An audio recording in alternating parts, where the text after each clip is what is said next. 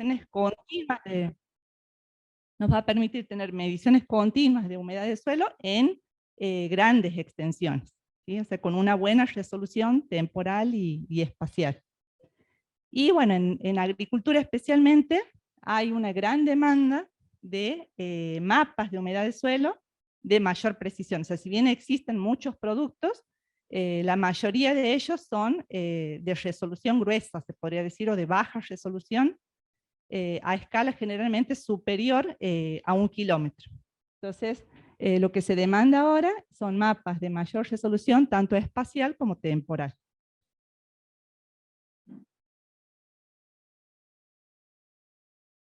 Ay, no me pasa. A la máquina, aquí. Un poco. Sí, el de la derecha. Ahí está. Bueno, como enfoques de trabajo, metodologías hay muchas, digamos, pero generalmente los enfoques que se están utilizando se pueden agrupar en dos categorías principales. Bueno, aquellos que utilizan los sensores ópticos y las que utilizan los sensores de radar. Son, diría yo, fuentes complementarias de información porque nos proporcionan información diferente. O sea, en el caso de los sensores ópticos, nos proporcionan la reflectancia de la superficie, o sea, cuánto se refleja desde la superficie en diferentes longitudes de onda. Entonces eso nos permite calcular lo que conocemos como índices de vegetación, y podemos ir viendo los cambios que van ocurriendo en esos índices de vegetación a lo largo de un periodo de cultivo. A su vez, bueno, la mayoría de estos sensores también tienen bandas térmicas, o sea que también podemos estar monitoreando la temperatura de la superficie. Eso en el caso de los sensores ópticos. Además se dispone de sensores de radar, digamos, donde hay una, o sea, fundamentalmente, bueno, se explota la relación que hay entre la humedad de suelo y la energía que se emite o se refleja, ¿sí? En cuanto a ventajas y desventajas de cada uno de ellos, o sea, en el caso de los sensores ópticos, son sensibles a las condiciones atmosféricas y a la nubosidad, o sea que en periodos donde tengamos muchos días nublados, no vamos a tener esta información para hacer el monitoreo. Mientras que los sensores de radar no tienen este inconveniente, o sea, pueden penetrar a través de las nubes, o sea que eso nos da la disponibilidad de los productos, pero sí la humedad de suelo se ve influenciada por el contenido de agua de la vegetación y por la rugosidad de la superficie. Y eso para comentarles los dos grandes enfoques. Los ejemplos que les voy a mostrar de las experiencias que tenemos como grupo de trabajo han sido realizados en el sistema de riego del Río Dulce. Este está ubicado en la zona centro de la provincia de Santiago del Estero, como ven ahí, ¿sí? Y a su vez la provincia de Santiago del Estero está en el centro norte de la República Argentina. El sistema de riego tiene una superficie de 300.000 hectáreas. De esas 310.000 hectáreas, 110.000 hectáreas pueden ser regadas. Bueno, particularmente las experiencias se han realizado en uno de los 11 distritos que conforman el área de riego del Río Dulce, que se llama Distrito San Martín. Bueno, como les comentaba, o sea, a partir de estos sensores ópticos que miden cuánto refleja lo que hay en la cobertura de la Tierra en diferentes longitudes de onda, podemos calcular lo que se conoce como índices de vegetación. El NDVI, o índice verde, es uno de los índices más utilizados en agricultura, ¿sí? Porque es uno de los índices que es más sencillo de interpretar. El NDVI lo que hace es nos da la posibilidad de cuantificar algunas características de esos cultivos, como es la biomasa, el vigor, la densidad del cultivo en un lote determinado, en un lote o en un área particular. Como observarán, bueno, aquí tenemos diferentes colores, digamos que van de los marrones y diferentes intensidades de verde. En general se representa, bueno, con marrones en este caso, los valores más bajos de NDVI. Posiblemente estos sean suelos desnudos o preparados para sembrarse, mientras que las zonas verdes, bueno, son las zonas en las que tenemos cultivo en crecimiento, o sea, donde hay actividad fotosintética. Bueno, particularmente aquí vemos 3 lotes de algodón que han sido sembrados en octubre, o sea que posiblemente esta imagen, como vemos, los lotes de algodón se ven con valor, en colores amarillos y marrones, o sea que tienen valores bajos de NDVI, posiblemente sea una imagen de octubre, del momento en que ha sido sembrado. Generalmente el NDVI tiene valores entre -1 y 1. Los valores negativos siempre se asocian con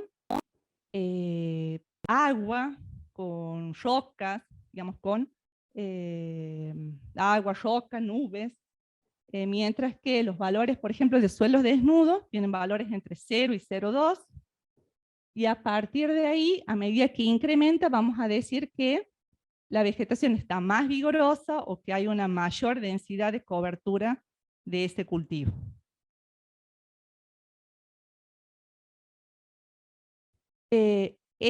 O sea, la disponibilidad de imágenes, o sea, en este caso estamos usando imágenes Sentinel, para los que lo hayan escuchado nombrar o estén trabajando en eso.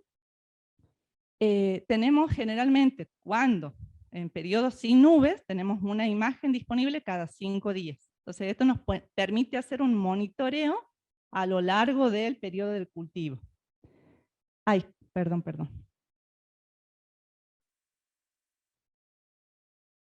Aquí, volvemos por acá. Entonces aquí fíjense que el NDVI comienza teniendo un valor bajo, cuando el suelo está desnudo, comienza a incrementarse, y aquí observamos un descenso un poco brusco de ese valor de índice verde, que se ha producido más o menos en la primera quincena de enero. ¿A qué se deben esos valores bajos? ¿Sí? Lo podemos ver aquí a la derecha, tenemos los registros de temperatura máxima de la estación meteorológica más cercana. Y como podrán observar, bueno, es una ola de calor donde se han registrado temperaturas entre 38 y 44 grados. Entonces eso ha hecho que el cultivo entre en estrés y que este NDVI descienda de manera brusca. ¿Sí? A su vez, bueno, también lo hemos relacionado con los datos medidos por gravimetría de humedad de suelo. Aquí a la derecha ven la humedad de suelo a una profundidad de 0 a 20 centímetros. Y van a observar que en este mismo periodo donde se ve el descenso del NDVI, también se ve una disminución de la humedad del suelo.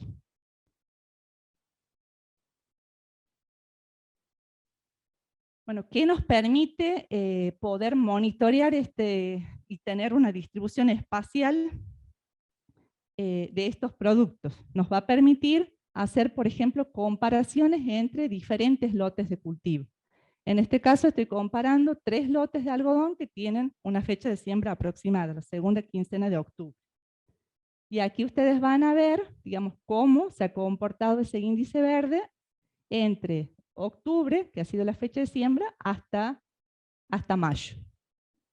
Entonces esto sería una herramienta útil, ¿sí?, para la toma de decisiones a escala de distrito de riego o a escala de zona homogénea.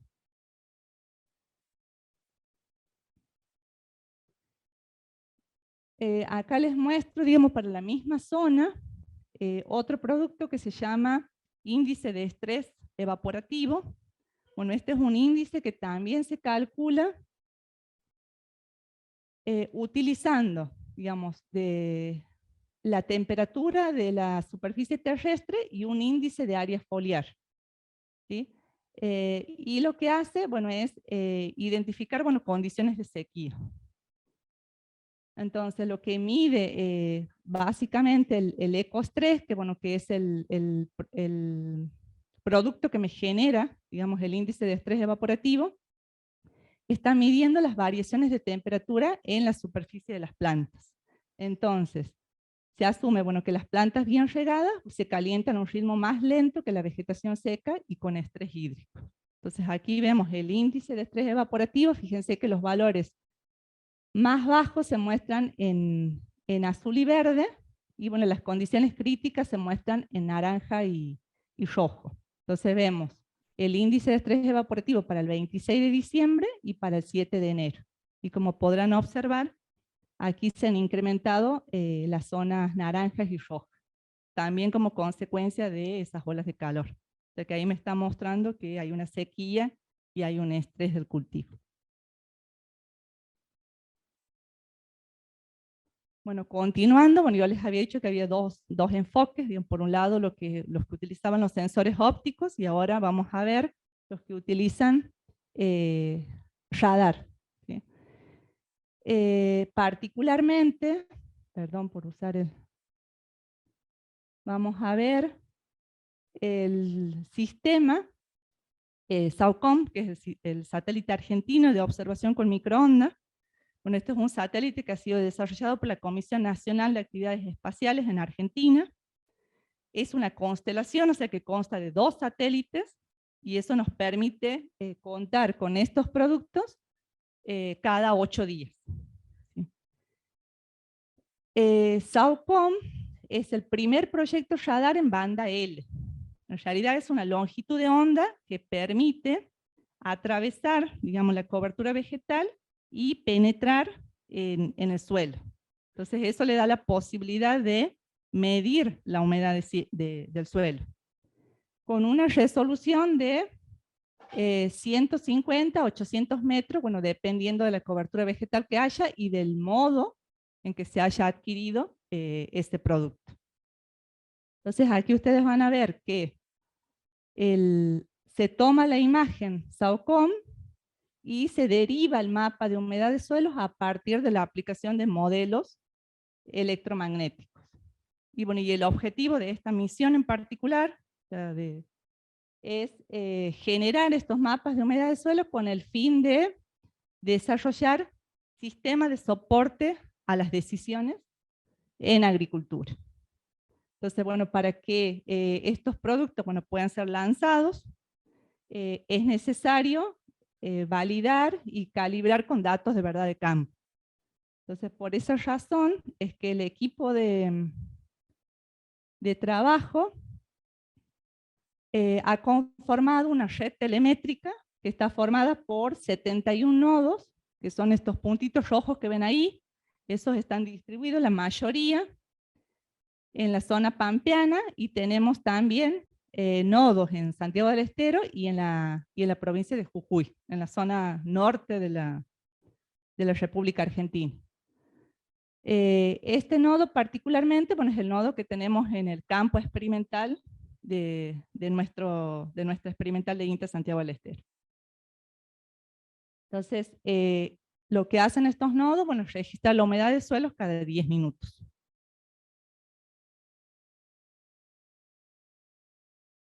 Y bueno, como un esfuerzo un poco más local y en el marco de un proyecto de tesis, estamos también trabajando con data loggers, ¿sí? Que son estos que ven aquí. Digamos que la idea es también instalarlos en la misma área de estudio. Bueno, estos data loggers están provistos por sensores de temperatura, de humedad ambiente, y 3 sensores de humedad que miden la humedad del suelo a 3 profundidades diferentes.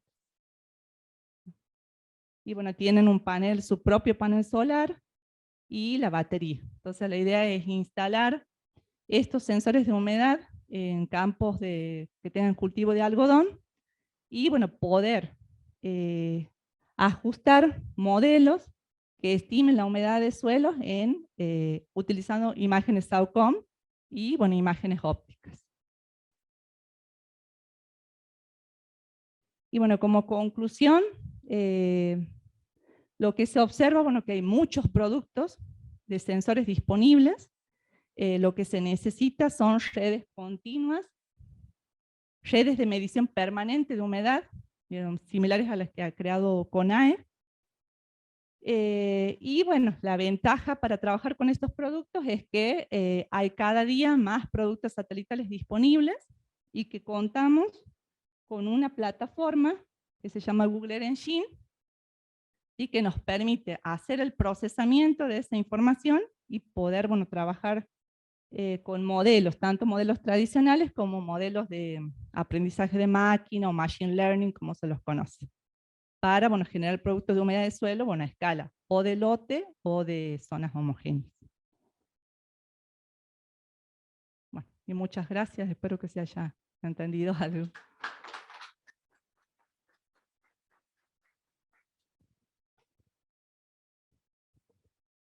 Gracias, Juana María. Vamos a continuar con el tema agricultura climáticamente inteligente, servicios de información climática digital y participación de los agricultores, con el ingeniero Howard Van Meer. Él es del INTA Argentina, él es ingeniero agrónomo, maestro en manejo agrícola del agua, profesional investigador en el INTA Argentina, también de la Estación Experimental Agropecuaria de Santiago del Estero. Dejamos a Howard. Hola, buenas tardes. También a la gente por ahí que nos está viendo desde los telecentros. Bueno, esta última charla va a ser sobre lo que es un tema que se ha puesto de moda últimamente, sobre lo que es la agricultura climatológicamente inteligente, que aquí con la sigla en inglés, CSA, así que si lo ven ahí, se refiere a eso. A ver, control. Ah.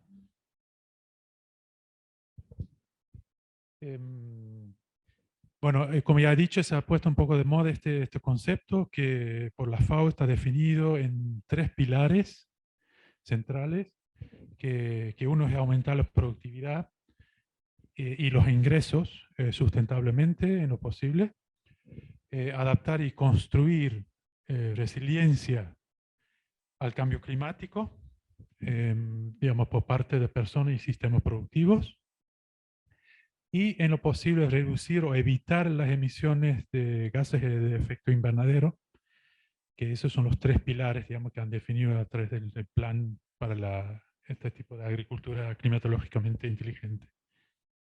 Eso se ha traducido en 5 puntos, digamos, ejes, puntos de líneas de acción, que, bueno, que como ya he dicho, aumentar la productividad de ingresos sustentablemente, facilitar el marco político para la implementación de este tipo de políticas a nivel, digamos, predial o regional, fortalecer las instituciones nacionales y locales, porque como van a ver más adelante, es muy importante que haya, digamos, una conexión multidisciplinaria para enfocarse en esta temática, mejorar el financiamiento y el acceso a crédito, justamente para poder enfrentar y este tipo de producciones, digamos, o sea, hacer enfoques nuevos por parte de los productores.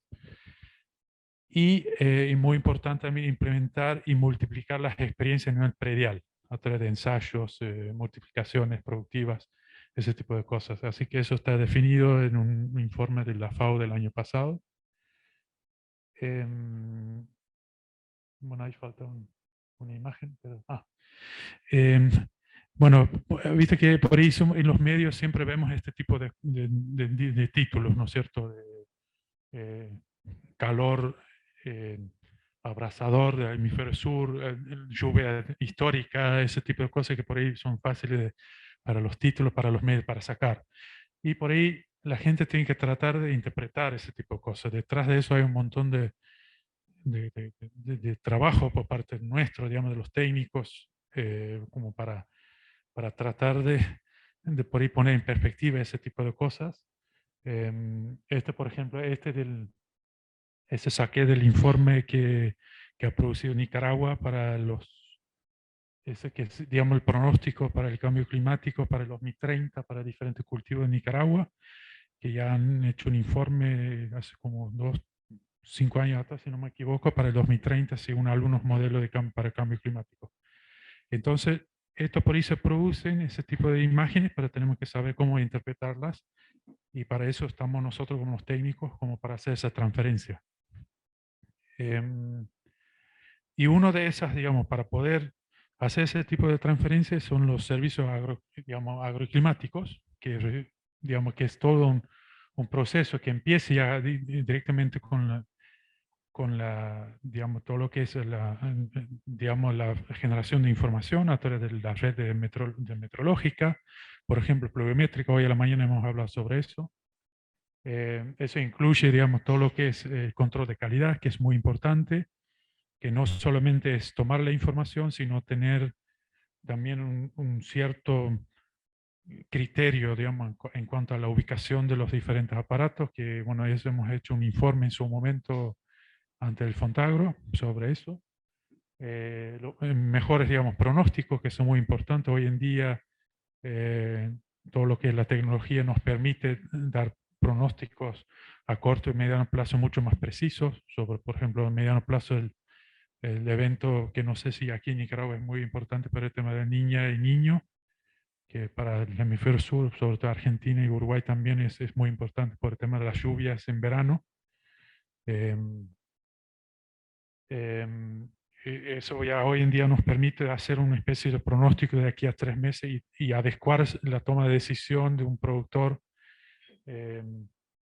basado en digamos, el pronóstico digamos, que se da. Después de todo lo que es el modelaje y el manejo de grandes volúmenes de información, que hoy en día el tema de las memorias y del software para poder procesar la información es cada vez más avanzado y ya no es tanto, digamos, no tan engorroso, digamos, procesar la información. Y esto también es muy importante. Bueno, mediante todas estas cosas se puede, digamos, estimar el rendimiento para los cultivos, digamos, de aquí a 3 meses. Por ahí se puede hacer una estimación con software, digamos, para hacer todo lo que es el modelaje de cultivo. Y con todo esto combinado, determinar cuáles son las variables importantes y mediante gráficos y formatos entendibles para diferentes productores, porque también ayer hablamos de eso, que es muy importante adecuar, digamos, todo lo que es la información al alcance del productor. Tenemos que tratar de evitar un poco el lenguaje muy técnico, porque tenemos que lograr que tomen decisiones basadas en la información que se genera aquí. Y al último llegar al servicio digamos, climático, que es una de las cosas por lo que se va a tratar aquí en la presentación. Y justamente es para reducir el riesgo climático, consensuar esa información en un solo ámbito, ¿no? Bueno, esto se ve a través de generación, la traducción, o sea, se genera, se procesa, nosotros lo tenemos que traducir a lo palpable, ¿no es cierto? Transferirlo a través de todas las redes, digamos, de extensión que poseemos en las diferentes instituciones, y después el uso. O sea, se toma la información en una estación meteorológica y después traducirlo a lo entendible para un productor. Entonces somos los proveedores de información y manejamos las herramientas para generar la información, y después tenemos que lograr y pasar, digamos, aquí a la necesidad de información. Tenemos que adecuar y saber cuál es la necesidad, digamos, para el productor para poder tomar una decisión productiva basado en lo que el servicio, digamos, climático le ofrece. Bueno, los componentes siempre, como ya he dicho, el trabajo tiene que estar enfocado en el usuario, tiene que estar adecuado al lenguaje, por decir así, del productor. Hay que mejorar todo lo que son los modelos de pronóstico y también de cultivo. Digamos, hoy en día, por eso siempre digo que el tema de usar una nomenclatura, que siempre también he mencionado, que es muy importante que tener entre las diferentes entidades que están, digamos, involucradas en este proceso, que usen una nomenclatura única. O sea, cuando se genera la información, que sea de fácil uso, digamos, en los diferentes modelos de cultivo, o por ejemplo, del tema de la disponibilidad hídrica, que eso es muy importante y que hoy en día el software da la posibilidad de procesar eso de esa manera muy fácilmente. Y también por lo cual estamos aquí haciendo el taller de tema de fortalecimiento institucional en estas temáticas. Bueno, tenemos que tener en cuenta que los usuarios por lo general son muy variados, ¿no? Podemos tener, no sé, aquí en Nicaragua, pero en Argentina tenemos pequeños productores, medianos y muy grandes productores, que cada uno tiene su necesidad diferente, ¿no? Tenemos que crear, que siempre hago mucho hincapié en eso, que hay que tener una visión holística de la temática, o sea, no tenemos que tratar por eso pregunté hoy a la mañana el tema de los datos meteorológicos, quién lo maneja, y tenemos que tener una integración institucional justamente para intercambiar esa información. En Argentina, por ejemplo, el servicio meteorológico en los últimos 10 años se ha abierto un poquito. Entonces ahí hay más interacción con el servicio meteorológico. Antes era mucho más difícil. Y con el INTA, por ejemplo, porque las únicas dos entidades públicas que, digamos, generan información meteorológica son el Servicio Meteorológico y el INTA. ¿Sí? El INTA, lo hemos visto hoy a la mañana, tiene unas 50 estaciones experimentales distribuidas en el país, y en cada estación tiene por lo menos una estación automático convencional, manual. Que esto es una red muy importante que incluso es más grande que el Servicio Meteorológico Nacional. Bueno, ya he mencionado, consensuar una nomenclatura de intercambio de datos única, para que no tengamos que convertir archivos, formatos a otro, digamos, tiene que haber una sola nomenclatura, que también es importante de lo que habló Juana, digamos, el tema ayer también, el tema de la base de datos, que tenemos un solo formato, por decir así. Y lo que también mencionó ya, el rol del todo lo que es servicio de extensión también es muy importante. Tenemos que llegar digamos, a los productores mediante nuestra red de extensión. Y por ahí los extensionistas tienen la experiencia, digamos, de trabajar con la comunidad y explicar de alguna manera mejor que por ahí que los investigadores este tipo de cosas. Y así que eso también, bueno, se podría pensar en una plataforma. Nosotros aquí en INTA manejamos una plataforma que ahí están todas las estaciones automáticas online. Cada 10 minutos a través de un chip GPRS se sube a un servidor que está en Buenos Aires y tenemos todos los que están en verde y están activas. Esta es una plataforma donde se genera la información y hace un control de calidad, es el mismo servidor. Tiene una rutina que hace digamos, todo lo que es la calidad el control de calidad. Esa plataforma se podría, por ahí, para no tener que generar otra plataforma, usar como para dar ese tipo de servicios climáticos. ¿Sí? O sea, en la plataforma aquí, en productos, y hasta el momento es bastante reducido, pero aquí se podría poner un montón digamos, de advertencias, por ejemplo, de estrés hídrico en planta, en ganado, etcétera, ¿no? El tema del llenado de granos, por el tema de la humedad, del ambiente, ese tipo de cosas se podría hacer ahí. Y usar esto, digamos, como para ir avanzando con todo lo que ya tenemos a disposición, ¿no? Que hoy en día tenemos este tipo de software libre, de libre uso, digamos, que cada uno puede bajar, que también es una cosa que por ahí no hemos mencionado, pero digamos, antes el software, para comprar software era una cosa, digamos, carísima. Hoy en día tenemos un montón de cosas de libre acceso, que lo único que uno se tiene que capacitar un poco en eso, pero por ejemplo, una de las cosas que hoy en día hay es el uso de R. Algunos deben saber ya, nosotros hemos programado rutinas como para poder procesar grandes volúmenes de información y sacar información que nosotros creemos relevante. Tenemos por ahí, si hay algún interesado, después podemos hacer un intercambio de rutinas. No sé si hay alguien trabajando aquí con R, pero bueno, ese sería bueno. Lo bueno de R es que tiene un montón de componentes que uno puede acoplar, digamos, a la plataforma y hacer un montón de análisis. Hay un R Clean Tool que, bueno, que hace todo este informe de cosas que son otros en el mundo, está todo vinculado. Lo bueno también de esto es que hay foros y comunidades online donde se intercambia, digamos, toda la experiencia, rutina que bueno, que después, bueno, está esto que en muchos de los países, no sé si en Nicaragua, pero en Argentina, hay un faltante de datos muy grande. Santiago del Estero es una provincia más o menos del tamaño de Nicaragua y solamente tenemos 2 estaciones convencionales o automáticas con series largas, con más de 30 años, ¿no?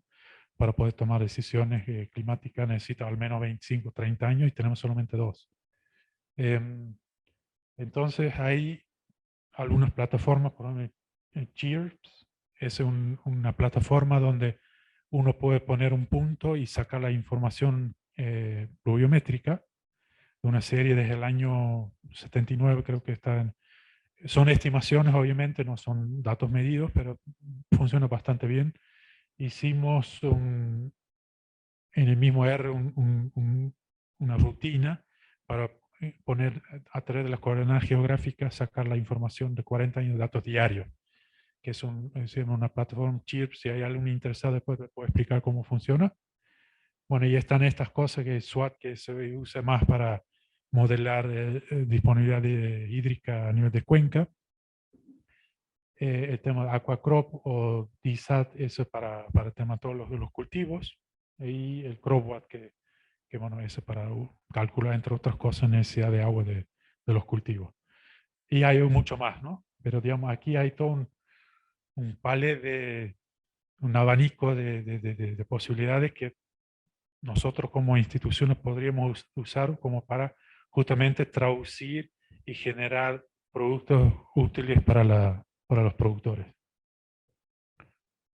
Bueno, esto un poquito, por ejemplo, si aquí, no sé si ustedes me pueden decir si aquí la niña, el niño es algo importante, ¿sí? ¿También?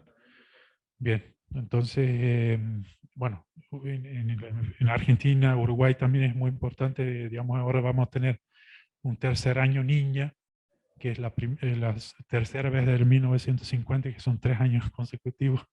Entonces, todos los productores están muy preocupados porque la niña, por lo general, es una probabilidad muy alta para tener lluvia por debajo de lo normal.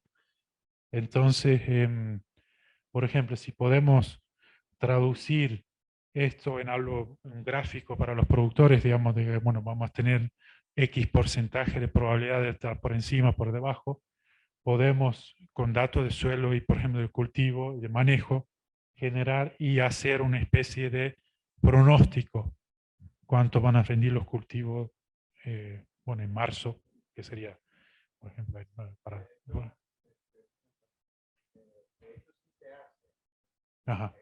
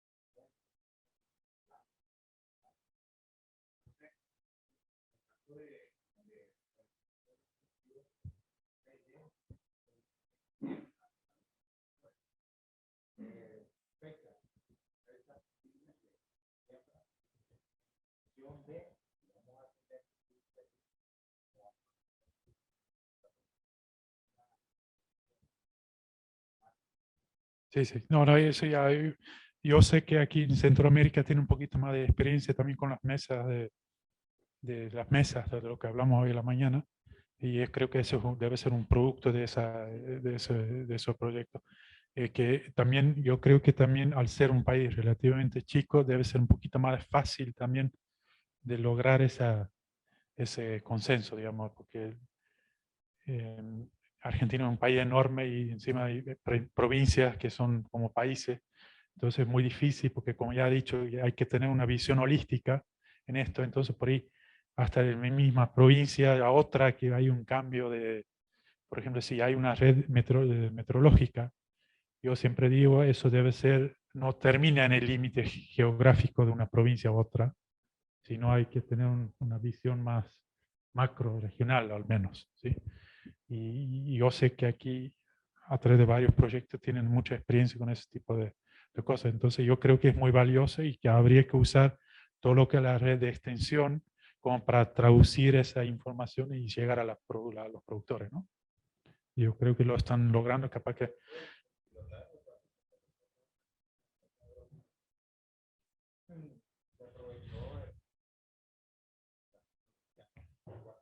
Ajá. No.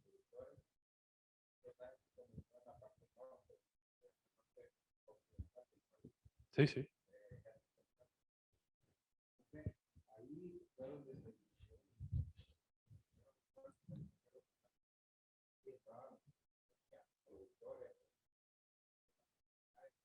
Sí, sí.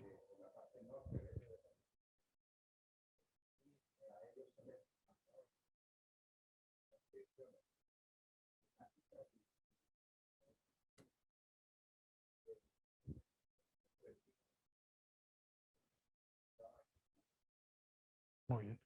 Sí, sí, no, está muy bueno. No sé si en estos 3 días podemos por ahí ver o hablar algo con los productores sobre eso. No sé si está previsto, pero sería bueno. Bueno, entonces, bueno, perdón. Bueno, a través de este tipo de procesamiento, si tenemos un año niña y con manejo, se puede llegar a un producto y dar una traducción y dar consejos a través de las redes, digamos, por ejemplo, WhatsApp o en algún lenguaje sencillo de fácil interpretación. Bueno, ahí se puede hacer un montón de cosas. Este es solo un ejemplo de lo que va a ser el año niño o niña, pero puede ser también.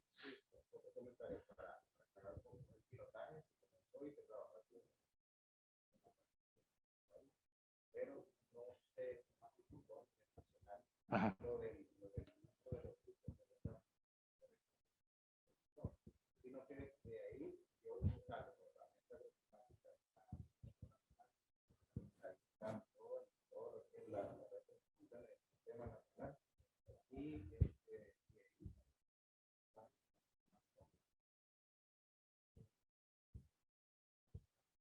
Sí, tengo un cosita de eso aquí.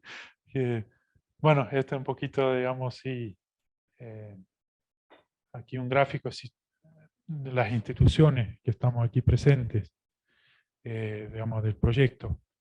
Y para llegar al productor, bueno, tenemos la plataforma de pronóstico o de las mesas de técnica agroclimática que, bueno, que mencionamos. Podemos hacer boletines agroclimáticas que ya deben hacer el señor a la mañana también. Nosotros también lo hacemos. Nosotros hacemos un boletín mensual donde volcamos toda la información y procesamiento de las estaciones automáticas y convencional. Nosotros tenemos una estación convencional del año 88 y somos uno de los pocos INTA en el país que mantenemos todo lo que es la observación manual. Porque, bueno, al ser una estación agrometeorológica no tenemos personal permanente ahí y por ahí nos cuesta mucho mantenerlo y hay que ir 3 veces por día, día feriado. El tema de la pandemia también ha sido muy complicado, digamos, el tema de para mantener las estaciones, pero lo logramos bastante bien. Y hacemos boletines donde usamos las rutinas en R que hemos construido en estos últimos años para hacer este tipo de gráficos, ¿no? Que son, siempre aprovechamos por ahí los intercambios con las reuniones de la parte de extensión de INTA para por ahí hablar de estas cosas, para ahí si ellos tienen alguna sugerencia de cómo mejorar un producto, también lo hacemos, ¿no?